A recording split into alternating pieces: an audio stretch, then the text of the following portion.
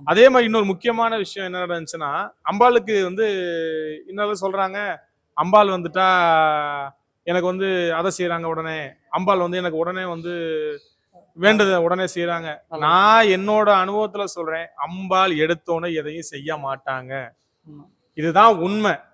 இத சொல்றதெல்லாம் வந்து சும்மா பேருக்காண்டி வேணா அம்பாள் செஞ்சுட்டாங்க, அம்பாள் செய்யணும்னு முடிவு பண்ணிட்டா, முதல்ல நம்ம கர்ம வினைகள வந்து குறைச்ச பிறகு நம்மள சுத்தம் செஞ்சு, நம்ம சுகத்தையும், நம்ம நண்பர்களையும், நம்மளோட உறவினர்களை எல்லாரையும் புரிய வச்சு, நம்ம கஷ்டத்த, பண கஷ்டம் எல்லாத்தையுமே குடும்ப கஷ்டத்துல இருந்து எல்லா கஷ்டத்தையும் அனுபவிக்க வச்சு, கடைசி கட்டத்துல மினிமம் எனக்கு தெரிஞ்ச 5 வருஷம், 6 வருஷம் அம்பாள புரிஞ்சுக்கிட்டா மட்டும்தான் ஓகே இவன் நல்லவன், அம்பாள் இவன் நல்லவன் சொல்லி கொடுக்குவாங்க.